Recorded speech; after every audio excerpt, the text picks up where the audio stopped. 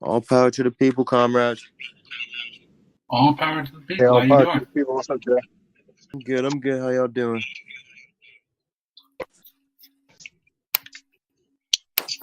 Doing all right, chilling. Just had a heated political debate with my dad or stepdad Oh, nice. Those are about always fun. voting. Hey, Didn't happen. That was me arguing with my dad.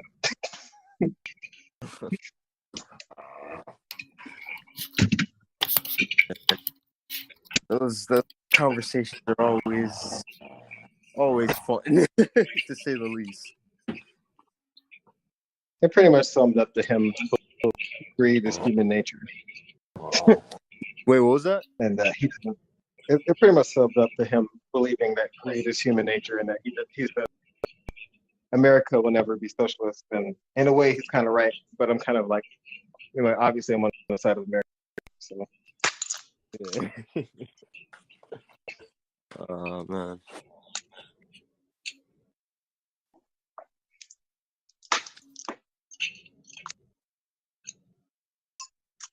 but it was still a good talk, even though he talked over me most of the time. That's right, though. You see it radicalization in the future anytime soon? I don't know. He's telling me the importance of voting, so that's how it started.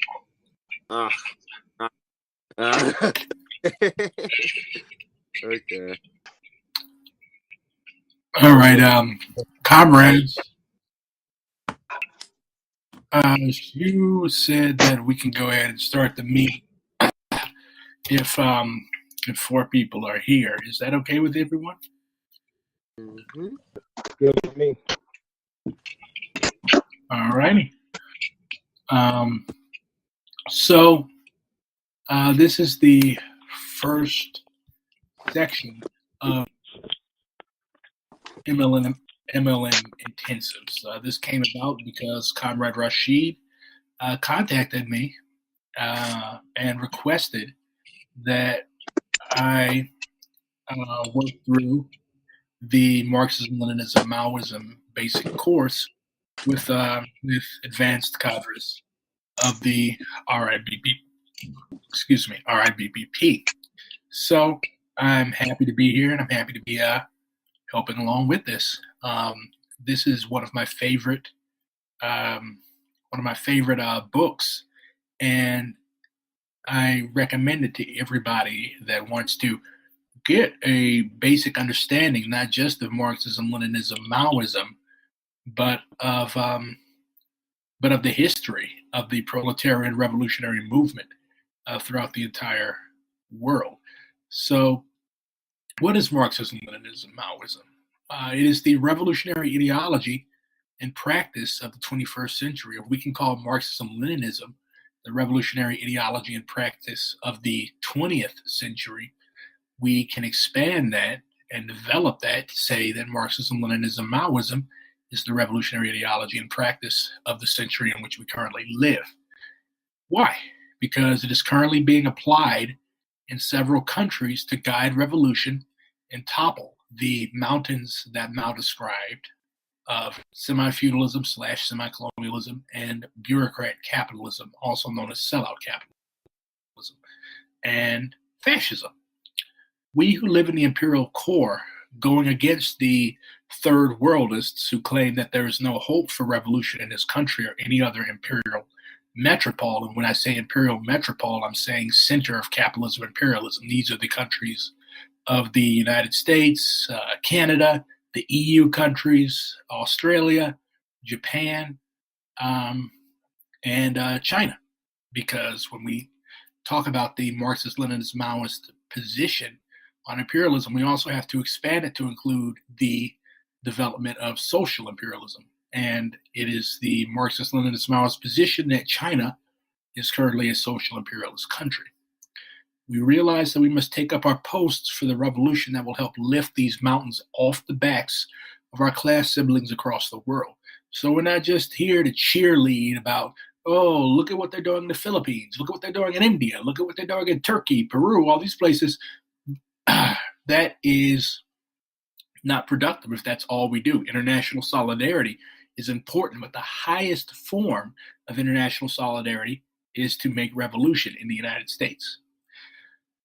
But to make revolution in the United States requires that we master the basic principles of Marxism, Leninism, Maoism, because as Lenin said, there can be no revolutionary movement without revolutionary theory. What he meant when he said without the right theoretical tools to help us steer clear of the traps of dogmatism, eclecticism, and revisionism of all types, along with right opportunism, we will fail, like countless would-be revolutionaries before us.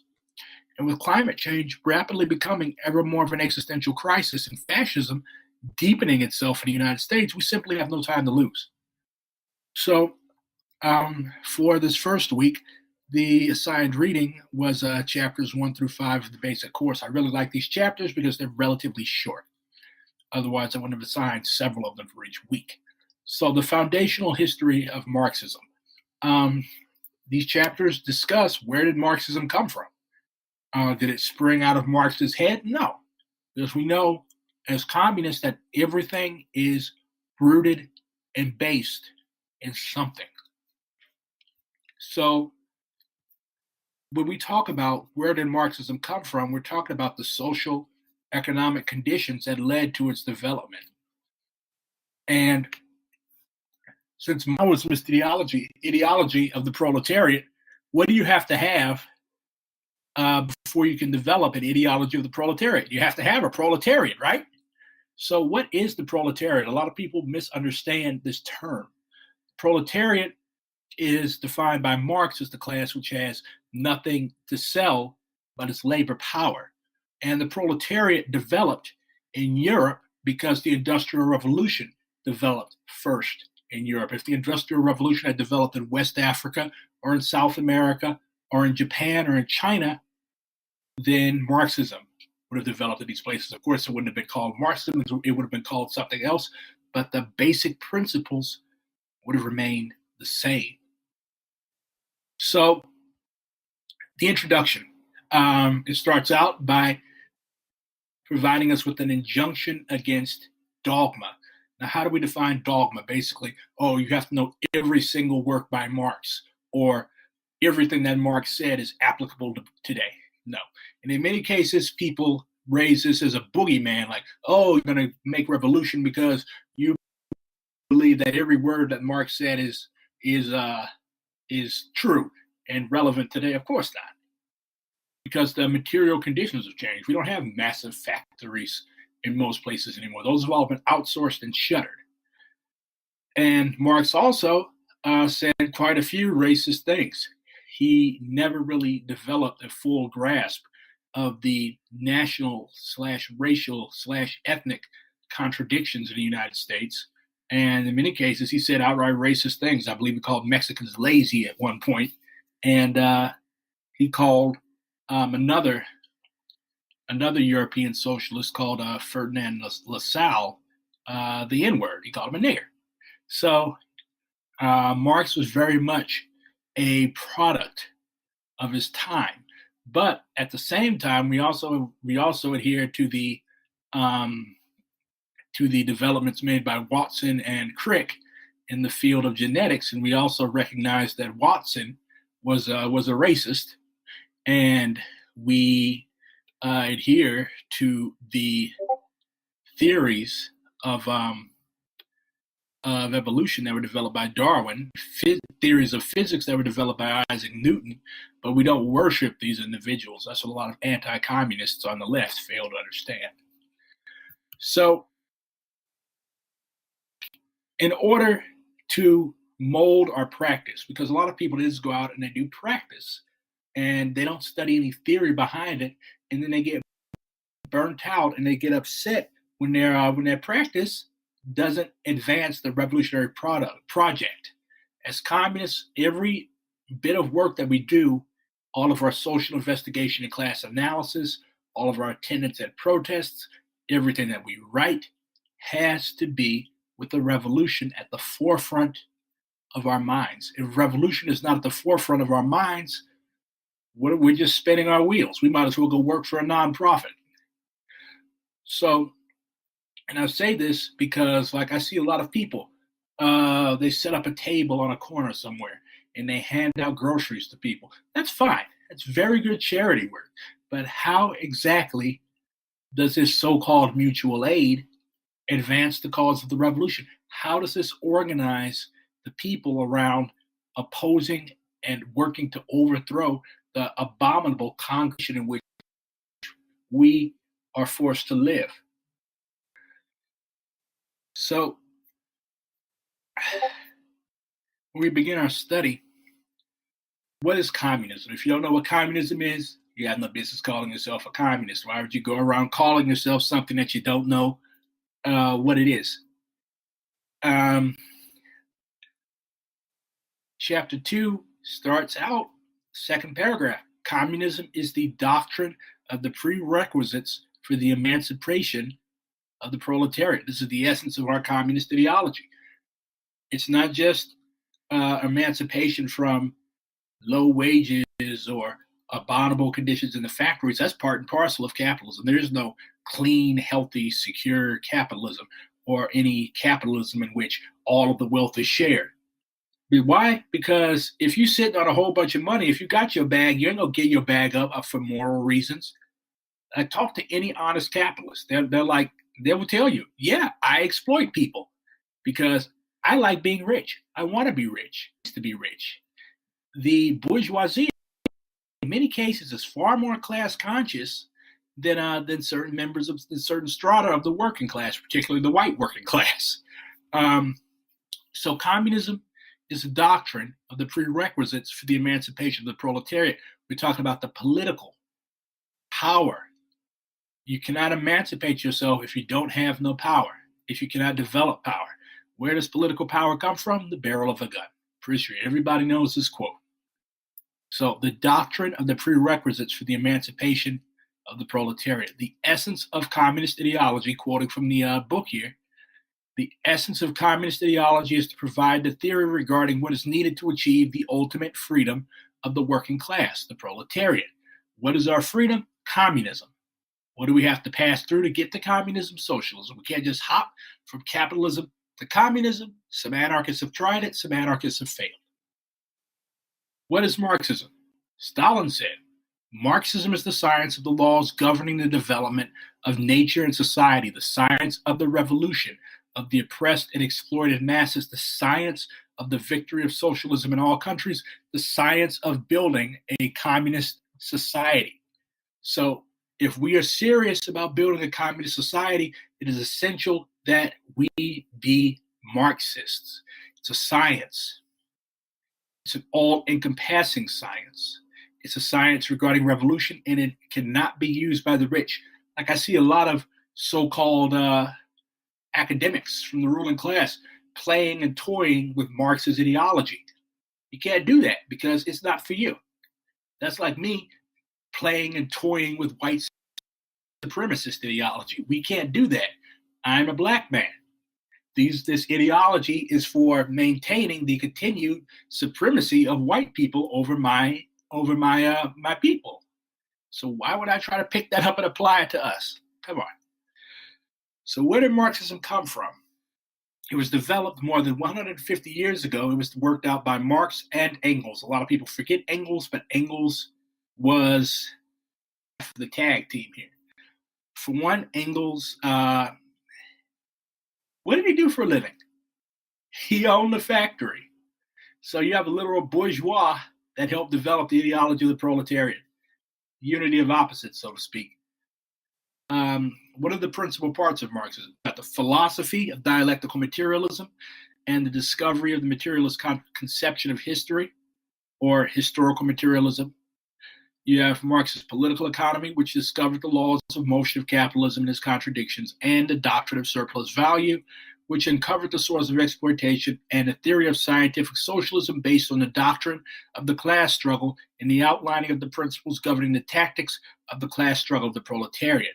Now, when we get to talking about revisionism, revisionism basically believes that none of this is necessary. You could just go and you could go in parliament, or we don't have a parliament in the United States. You could build socialism peacefully through Congress, or through getting elected to some bullshit local office, or through, I don't know, community gardening. I've had some people say that community gardening is inherently revolutionary. Is it a good thing to do? Yes. Is it inherently revolutionary? No. Churches have community gardens. So that's Marxism. That's the OG.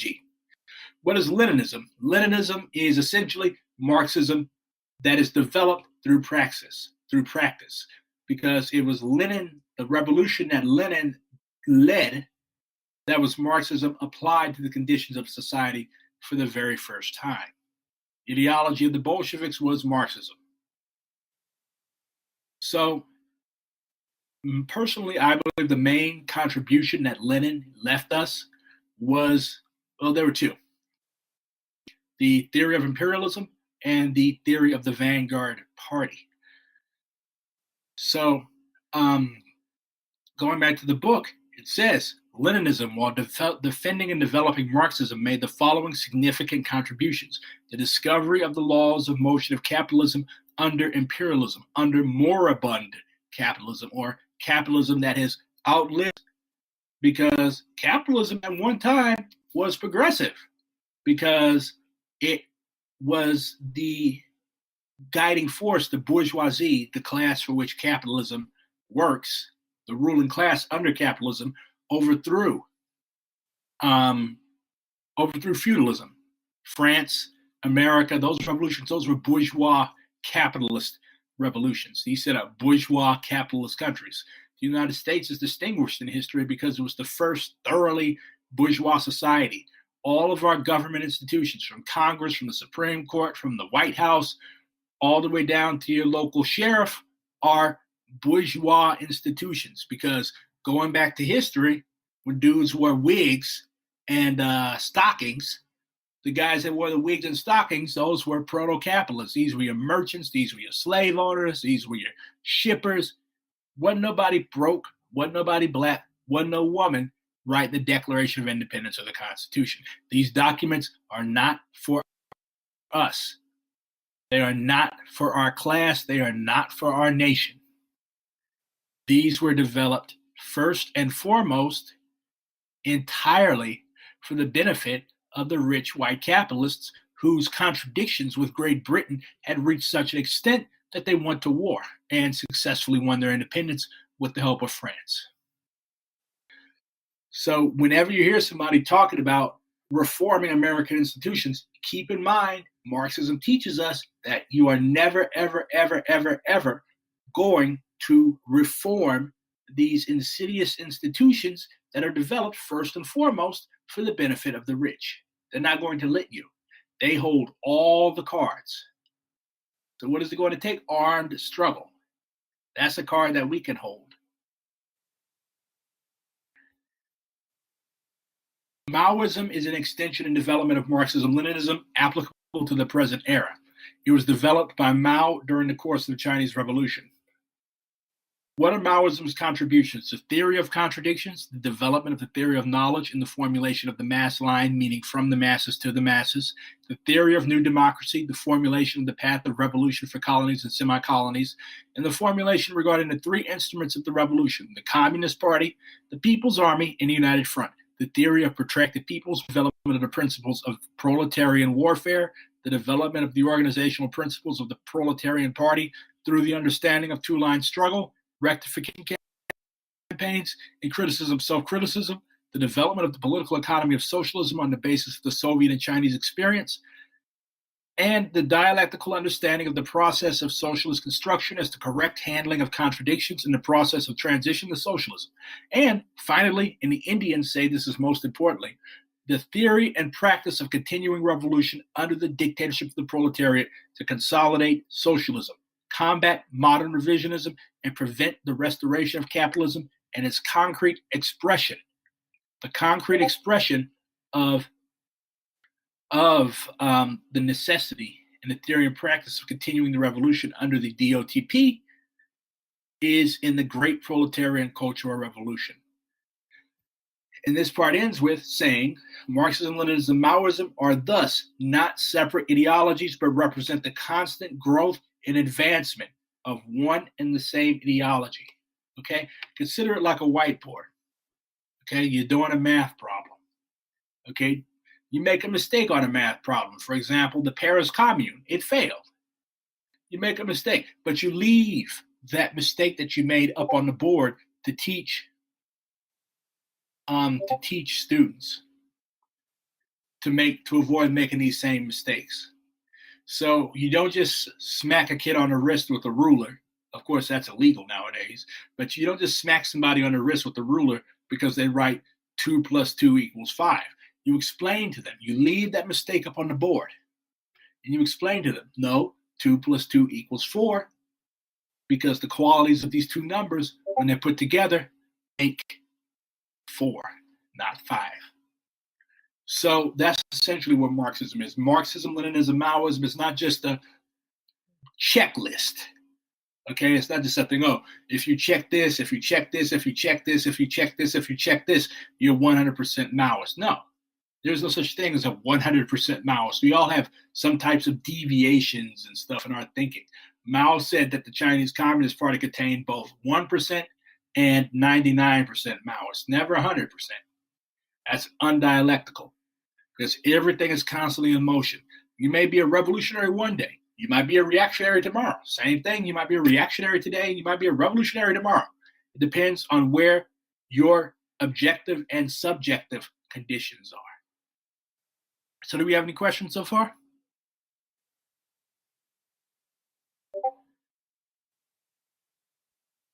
Can y'all hear me all right? Not for me. Yeah. Yeah, we can hear you. Huh? All right. There's no problems. So the socioeconomic conditions leading to the birth of Marxism, we've already partially gone over this. Okay? You had feudalism. Why? Because it had extended its usefulness. There was no more need for kings and queens and absolute monarchies in Europe. And matter of fact, it wasn't just that there was no more need for this backward system, but it was actually inhibiting the development of the new system. Marx taught us that history is what? Class struggle, violent class struggle. So when your your way of doing things reaches the end of its useful period, it's going to snap. You're going to have antagonistic contradictions. The old cannot reside alongside the new. That's like saying, okay, one part of the country, something just happened, like what? I'm confused. Jay, can you hear me?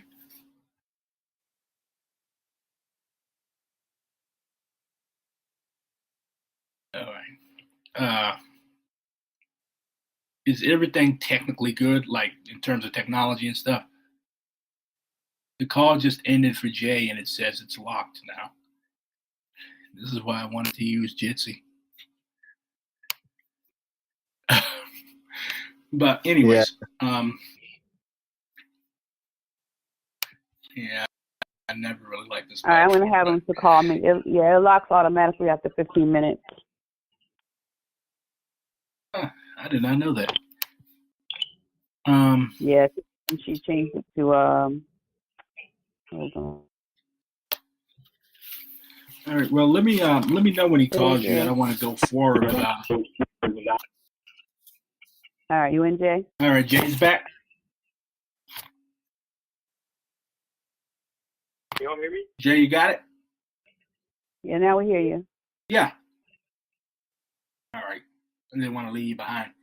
But so Marxism was established over 150 years ago during the 1840s. It was established first in Europe because Europe was where all the stolen wealth of the New World, of India, of Africa, of South America, all of these places of Asia concentrated. So that was where we had your first bourgeoisie and simultaneously your first proletariat. The proletariat cannot exist without the bourgeoisie, and the bourgeoisie cannot exist without the proletariat. You can't be a bourgeois without exploiting people. You cannot be a proletarian without somebody exploiting you. So Marx and Engels were born and lived in some of the most economically advanced parts of Europe while they were developing the ideas of Marxism. They were in France and Germany, and UK. I want to say England, but the UK already existed at this time. So they observed, participated in, and were influenced by all the major political events of that time.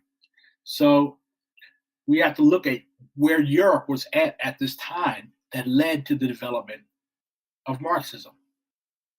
The most important factor was the Industrial Revolution, because without the Industrial Revolution, you have neither proletariat or bourgeoisie, okay?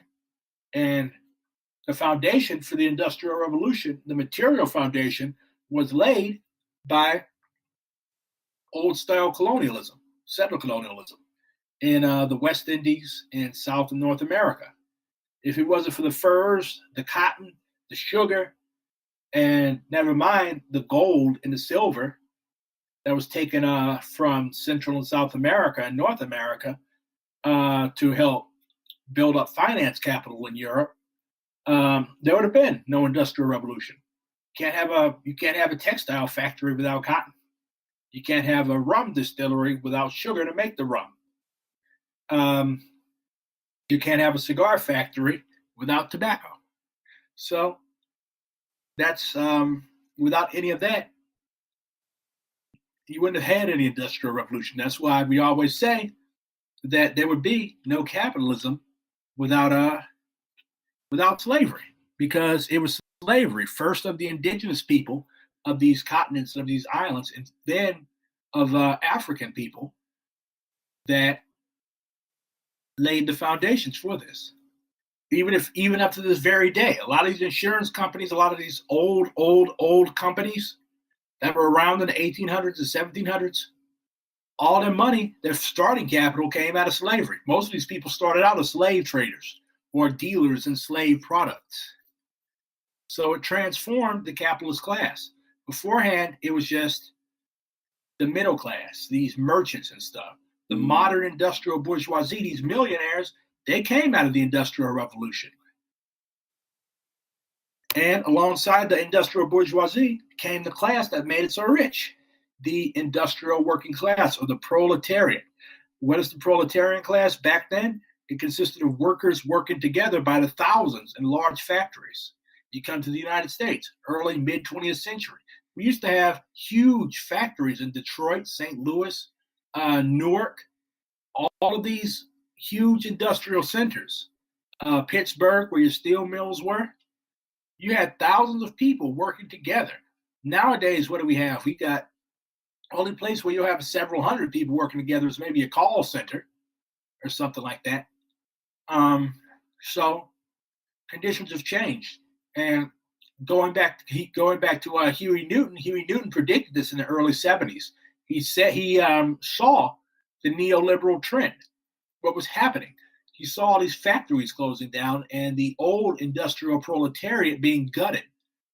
That's why the unemployment rates in all of these old industrial cities like Gary, Indiana are so high, because they closed all the factories. So the main thing about modern proletarians is that they possess nothing else except the labor power. Nothing but your labor power. You don't have a little hustle on the side in the form of a little small business or nothing like that. You have nothing but your labor power. So what was going on politically in Europe? You had the bourgeois democratic revolutions, the most important of which was what? The French Revolution.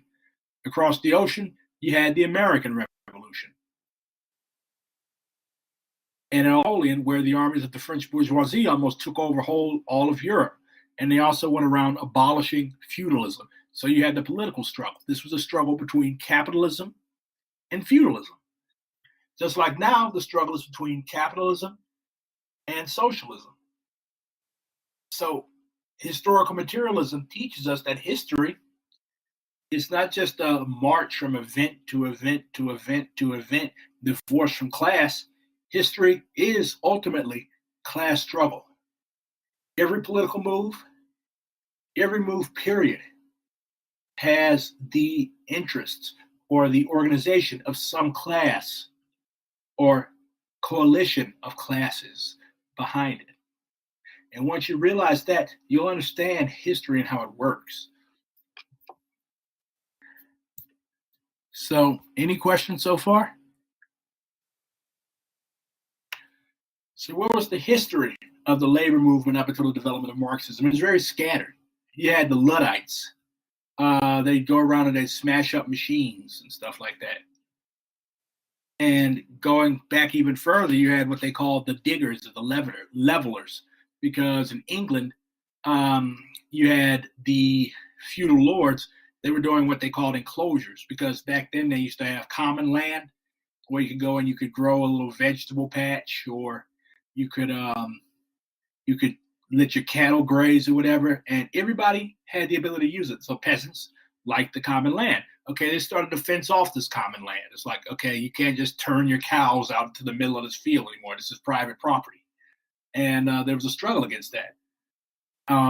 So that's why a lot of peasants ended up landless and broke and didn't have anything. And the old way of life, like before the Industrial Revolution, most of these things that were essential cloth and stuff like that, these were made by small producers. Like you might have a workshop where 10 or 20 people work, but there were no factories where 2,000 people worked at the same time. No. Most of your cloth was made by peasant women in a cottage in the countryside. That ended. You also started having these worker uprisings. You had uprisings in London, Manchester, France, Germany, all over the place. And as these things spread, when Marx and Engels came on the scene, they were able to study and look at these things and write about them. And they started pulling out common trends. So chapter 3 ends by saying that the proletariat coming into material existence also meant at the same time the birth of the ideas representing this new revolutionary class. Many ideas and theories claiming to represent working class interests thus came into being. Marxism, when it was first formulated in the 1840s, was only one among them. However, though many theories had emerged from the same economic conditions, Marxism alone provided the tools to properly understand these conditions and also to change them. Therefore, in the years to come, it was Marxism alone that would prove to be the true proletarian ideology. Why? Because it was the most comprehensive and it was rooted in reality. A lot of these other things that were rooted in, well, we want to go back to the past. No. Marx and Engels realized that there is no going back to the past. There is no utopian commune. There is no running off to the mountains or anything like that. So chapter 4 talks about the life of both Marx and Engels. They came from pretty well-off families. Marx's family was from a long line of rabbis. And I believe Marx's dad was a lawyer. And Engels' dad was literally a bourgeois. They were university students. Engels and Marx, they both drank a lot. And Marx began writing about things that he noticed. And he bounced around all over the place. And throughout his whole life, he was a really hard worker. But he also loved a good time. He loved to drink, like most Germans do.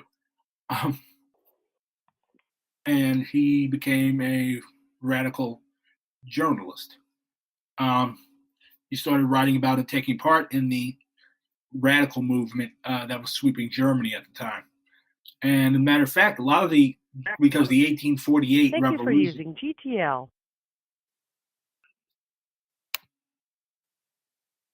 Somebody got kicked off again? No, that was Comrade Pitt leaving. Ah, gotcha. Hmm. Is he coming back? I don't know. I won't know until he calls again. I don't think so, though. I think All he said he right. just had a little bit more time. Anyways, so Marx started writing for newspapers, and he used it as a tool to fight for these radical democratic rights because Germany was divided. Germany wasn't unified until 1871 by Otto von Bismarck. Before then, it was a bunch of provinces, each ruled by their own little king or queen or duke or duchess or all of these little groups. They all spoke German, but it was never politically unified until 1871, I believe. So yeah, that's essentially what it was. He was bouncing around, moving from place to place. He eventually got exiled from his own country, ended up in France, and he started working with the socialist and communist groups there. And he started actually taking part in these meetings and talking to these people, and that helped him hash theology while also criticizing these some of the more backwards socialist trends. And there, he continued his study. Where was Engels born? Engels was born in Germany, well, Prussia, and his dad was rich, had a lot of money. Matter of fact, he funded both Marx and himself's ideological work and travels and stuff like that. So his dad sent him away, and he continued studying, and he became a controversial while also learning quite a few languages. And he, like Marx, became attracted to the radical democratic ideas that was developing all across Europe. Then he started studying Hegel. That's where both he and Marx got their philosophical underpinnings from, along with a fellow named Ludwig Feuerbach. And why did Engels become a communist? Because he moved to England and he developed links with workers in England, and he started observing and going to meetings of the Chartist movement. Manchester was important because it was the center of the industrial textile industry. Of course, this was still made by African slaves, but Manchester was the place to be if you wanted to study the working class and its living conditions. He would actually go to working class areas to learn about how people lived. He also met his wife there. So that's Marx and Engels, where they came from. So what were the three sources of Marxism? First one was German classical philosophy. The second one was English political economy. And the third one was the various French socialist theories. So early Marxism, OG Marxism, so to speak, Marxism, came from where? It came from these three sources: English political economy, German philosophy, and French socialist theories. These were the sources. And there are critiques of all of these trends, and through these critiques, while taking what was correct from these things. For example, the English political economists, people like David Ricardo, these were still bourgeois. Okay, these were bourgeois people. They weren't going to be like workers of the world unite and overthrow us. But at the same time, their theories as bourgeois even though they served the interests of their own class, they also laid the foundation for the principles of Marxist political economy as we know it today. For example, Adam Smith wrote The Wealth of Nations, and he argued, this was an anti-feudal argument, that capitalism, if it were allowed to grow, would lead to the fullest development of humanity. Of course, we now know that it led to climate disaster and the impending doom of our species if we do not implement communism as soon as possible. And Ricardo fought against with his pen, the landlords, on behalf of the bourgeoisie.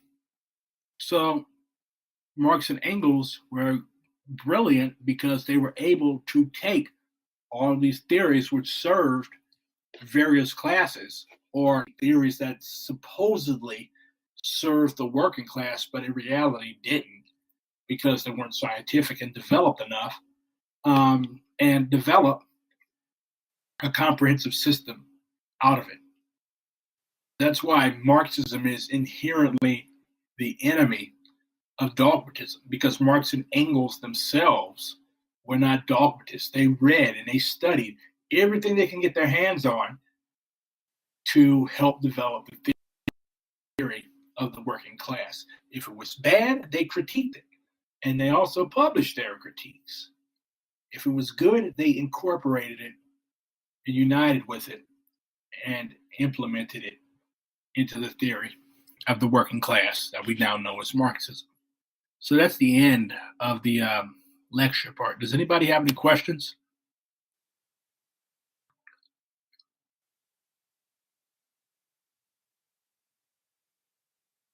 Anybody?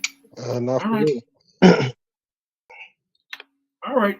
So, discussion questions on the foundational history of Marxism. What can we say are the contributions of the Marxist, Leninist, and Maoist eras in our history? How do they come together to make a comprehensive ideology for revolution and party building in the American context? What are the most important discoveries and contributions of each of these eras of our history? So the Marxist era, that was the mid-late 1800s.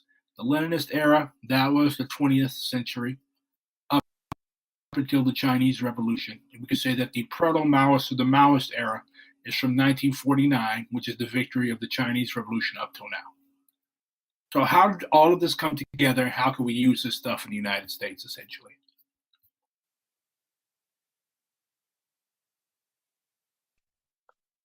So the question is, how can we use this in the United States? Yeah. First of all, what are the contributions of these three eras in our history?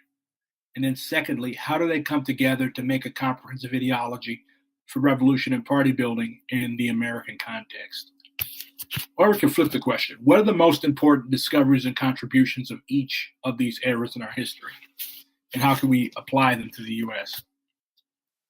I guess for Marxism, it was like a materialist base for dialectics and for looking at history and the link of class struggle as the movers of history.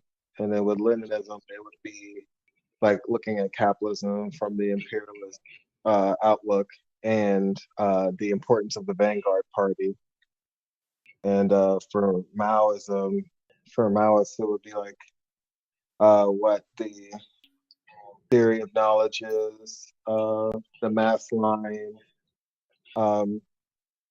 theory of contradictions, new democracy. And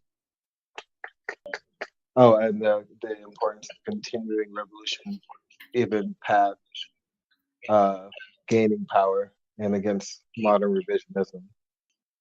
I feel like I'm missing Right. something from the Maoist era. You got the main most important one though. The main one is the continuance of the continuance of the class struggle. during socialism. I'd even venture so far to say that the difference between Maoism and revisionism is that revisionists don't believe that class struggle continues under socialism. They believe that any social democratic government, any government with the red flag, can call itself socialist. But they don't realize that these countries have been captured by the bourgeoisie, and the so-called Communist Party has a bourgeois line of command. As like Mao said about Deng Xiaoping, this individual does not know the difference between communism and imperialism. That's what a revisionist is. So you got that right, Comrade Garlic. The most important thing is the continued class struggle under socialism. And I think wasn't that one of Stalin's biggest weaknesses too? He kind of just thought it ended there. Yeah, Stalin. The 1936 Constitution of the Soviet Union actually said that there were no more classes in the USSR. Shu asks, "Are we still on?" So yeah, and we'll get into more of the critique on Stalin in a few weeks. But yeah, and that was Stalin's main error, in my opinion. Of course, killing a bunch of people was also up there. But declaring class struggle over meant that okay, so the new bourgeoisie, like keep in mind, all of these new bourgeois, Khrushchev, Brezhnev, they came up under Stalin, right? They came up under socialism. And then after Stalin died, now keep in mind, they kissed his ass right up until the day that man died. And then afterwards, they undid all of the development work of socialism in the Soviet Union, the very first socialist country. So, yeah, it rotted two countries, the Soviet Union and China, because they did not continue the class struggle of the proletariat under socialism. China had the Cultural Revolution, but it ended up being ended by a coup. And we'll talk about that at the end of these intensives. But you got that right. Now, to make a comprehensive ideology for revolution and party building in the American context, we're beneficiaries, okay? We're privileged because we have access to this entire treasury of knowledge developed through failure.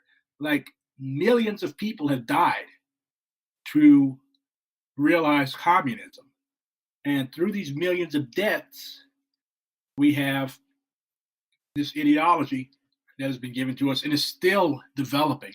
There are still people's wars going on in India, the Philippines, Turkey. And also Nepal, I believe, is about to pop back off as well. I don't know that much about what's going on in Peru. But we still have 3 to 4 people's wars. And each time that the proletariat picks arms throughout history, that's advancing our ideology, that's advancing the class. Anything else around question 1?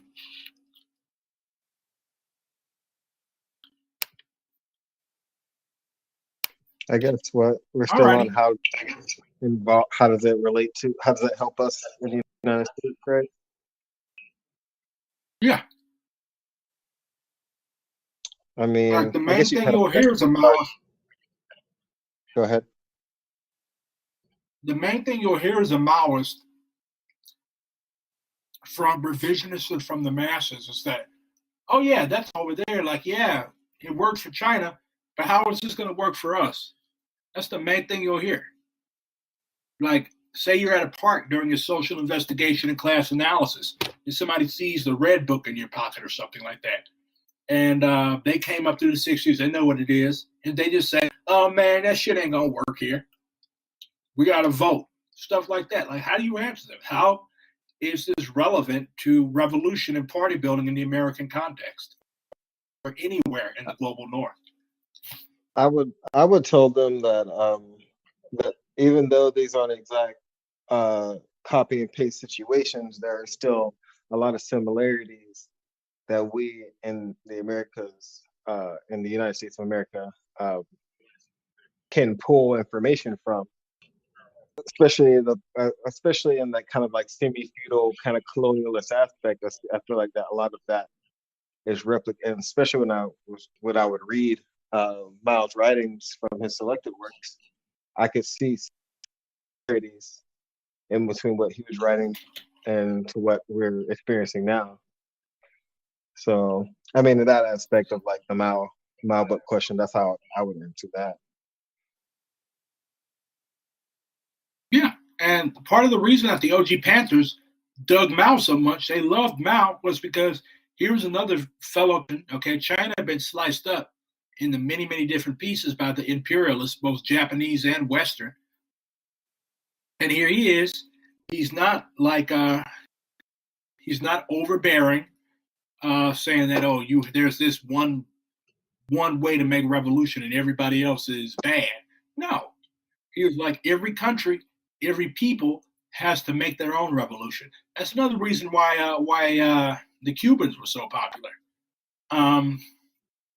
because they provided an example, and also they really really loved the armed struggle bit, because New African urban culture is what heavily focused around action, around practice.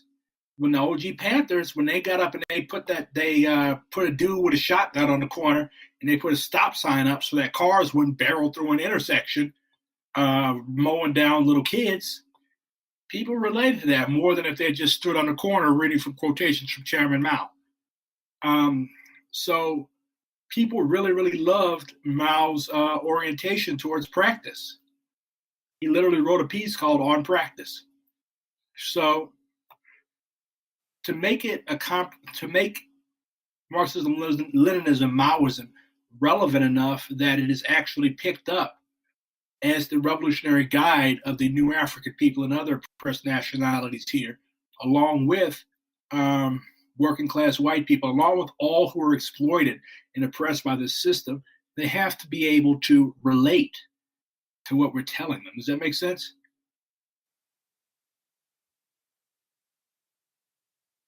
Or am I rambling? Makes sense. But I don't want to be the only one responding. All right. Does it make sense to everyone else? Yeah, that makes sense. All right. Sojourner, you can respond as well. If I'm rambling, y'all can tell me to shut up, by the way. But yeah, this can't just be a conversation between me and Comrade Garland. He is entirely correct. So, 2, what laid the foundation for the rise of the bourgeoisie and for the proletariat? Like, why was capitalism able to supersede feudalism?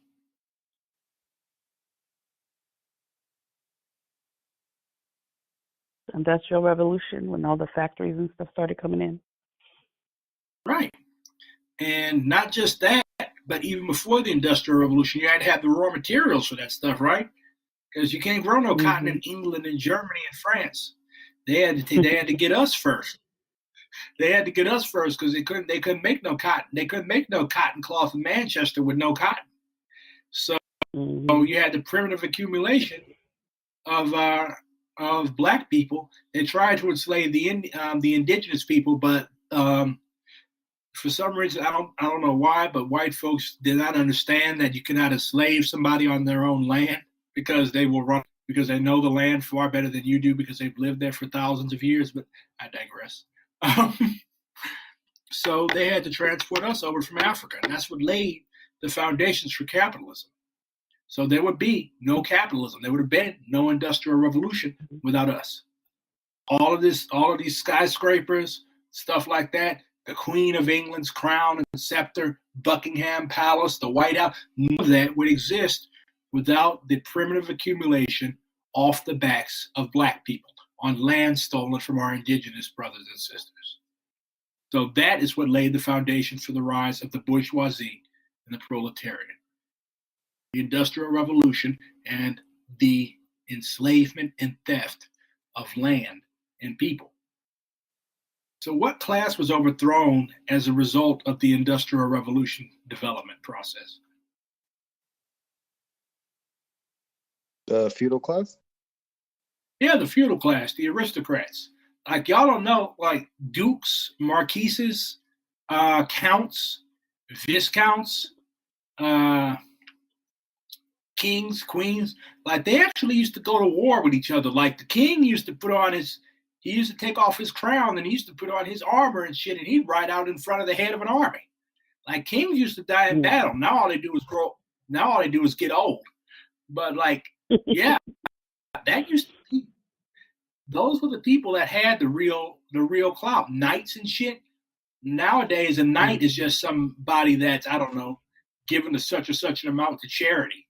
But back then, knights actually used to have to ride out and kill people. But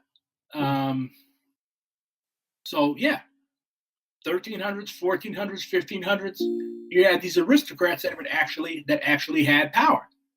But they were unseated by the bourgeoisie because they had become a backwards class. They had become a brake on development. Nobody needed them anymore. They were not conducive to the continued development of humanity. Oh, hello, Shu. How kind of you to join us. It's my meeting. Why would I not? All power to the people. We're on a discussion. All power to the people. We're on discussion question. Okay. All power to the people. We're on discussion question number 2, comrade. All power to the people. So yeah, we were just talking about how the old feudal ruling class, kings, queens, dukes, all that shit, were overthrown by the bourgeoisie because the bourgeoisie's place in history had come because the old feudal class had become a brake on the continued development of societies in Europe. So that's what led to the rise of the bourgeoisie and the proletariat. And we also discussed how slavery and land theft and genocide laid the material foundations for the Industrial Revolution. So any more discussion on that point?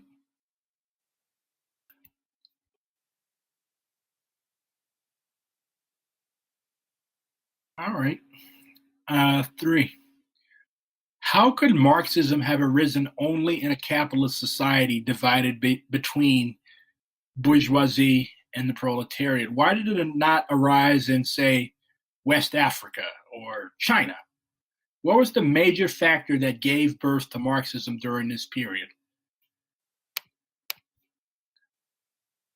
I would say because the productive forces were, quote unquote, more developed in England and Germany and France. Yeah, the socio-economic changes of the time provided the basis for the emergence of the true proletarian ideology, quoting the source here. So yeah, because Europe was where all of these factors were in motion. Europe was in the process of stealing and concentrating all of the world's wealth where? In Europe. So alongside of huge wealth, you also had grinding, soul-crushing poverty. So that's why Marxism could only arise in a capitalist society divided between bourgeoisie and proletariat, because this was the most advanced system at the time, because China and West Africa, these were still, they hadn't advanced to capitalism yet. They still were trapped in the feudal stage in most places.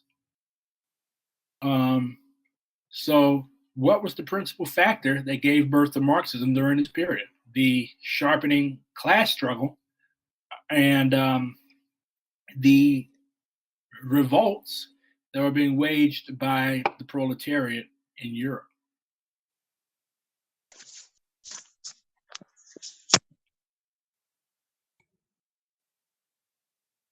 All right, question 4. How did Marx develop throughout his life, and how did his experiences in the period in which he lived helped push him towards laying the foundations for Marxism. Like, what was it about this dude's life that pushed him towards developing Marxism? Same thing, same question for Engels. Like, why was Marx, I'm not going to even call him special, but why was Marx perfectly situated to help develop this ideology?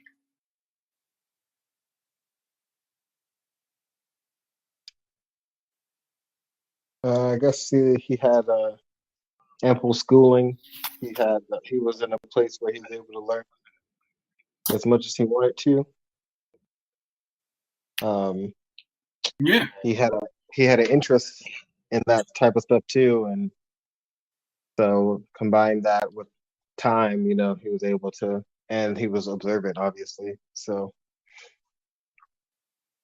yeah, and he traveled a lot. Both of them traveled a lot. He lived in England, France, and Germany. So he traveled a lot, and like you said, he was very observant, and he had time to study. That's also why a lot of the revolutionary leaders come from the intellectual class or come from the so-called upper classes, because they had the time. Like Marx spent most of his later life in the British library. The dude was a nerd. He spent most of his time in the British library reading books or passed out on his couch. But like workers could not afford to do that. They had to go. They couldn't afford to spend their entire life in the library somewhere. What do workers have to do? gotta work. Work. When that factory whistle blows, what you got to do?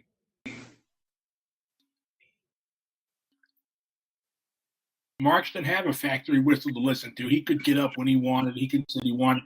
Workers couldn't do that. They had to go to work. Otherwise, they wouldn't be able to pay for their little dinky one-room flat. Make sense? Mm-hmm. Hey y'all, I'm here. I'm on mute because I'm still doing something. And really Okay. quickly, Rush attempted to call in, but the phone systems are doing the usual. But I just want to let you all know I'm here, watching and listening. No, I'm here though. All right. I may comment in the chat if I can. So Okay. I don't know if you all can see the chat, but I'm putting you back on mute. Let me see.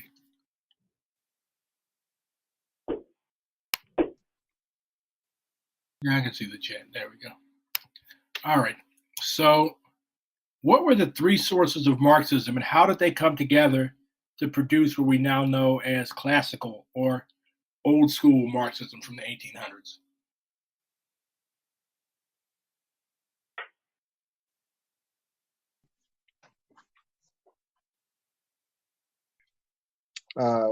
Would that be like uh like a dialectical materialist lens, kind of like the socialist ideology from the French, and like the industrial kind of progressiveness of England?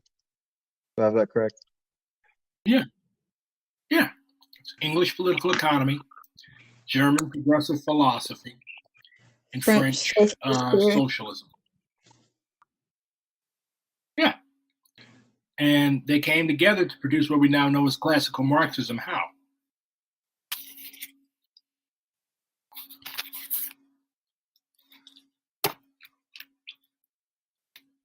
What did Marx and Engels do to each one of these ideologies, like, or trends of thought? Like, did they just be like, okay, we're going to take everything that Adam Smith said and say it's right, or we're going to take everything good Hegel part. said and say it's right?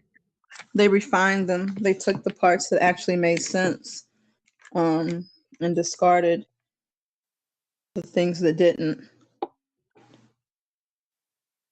Right.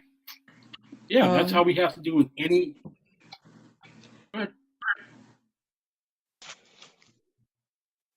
No, I'm not even supposed to be here. I'm sorry. I'm supposed to be on mute. I'm still working, you all, but I can't stay on mute. I can't. I'm really going back on mute now. Okay.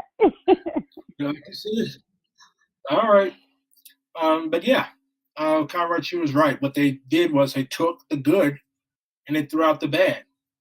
And that's what every revolutionary theoretician or thinker has done that has been successful. Of course, you have some people that follow along behind the bad because they're stubborn, or maybe, I don't know. People do a lot of things that they're not supposed to do.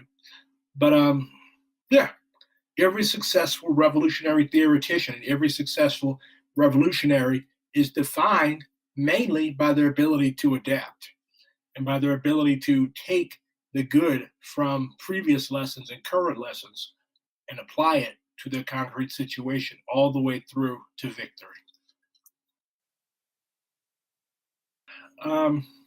That's all for the discussion questions. Is there anything else?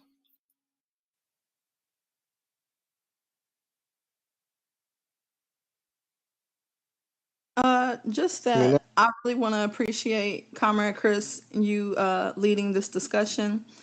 I've been enjoying the I got the lesson plan a little bit early.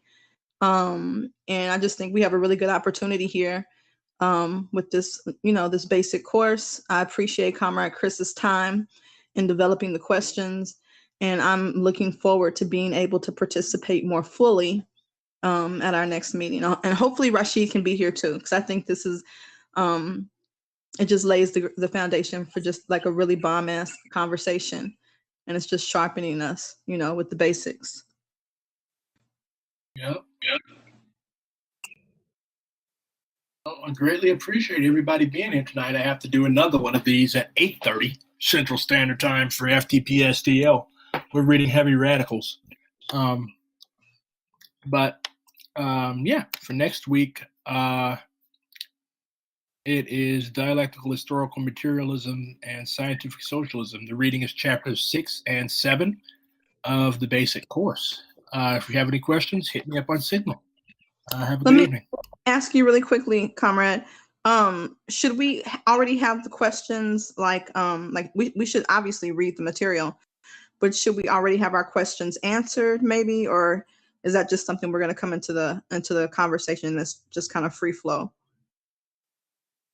Yeah, the purpose of when I was thinking and making these questions up, I didn't want it to be too much like like a college lecture where you got the wrong answer, so you go. No, I want it to be like open discussion between all comrades so that we can develop our understanding. Okay. Sounds like a plan. All righty. Well, Comrade Sojourner, All right, Comrade thank you, Garth, and Comrade Comrade Chris. Cheer, I really appreciate you. All right. Thank you, Really Comrade. appreciate y'all. Good night. No problem. All power to the people. All power to the people. All power to the people.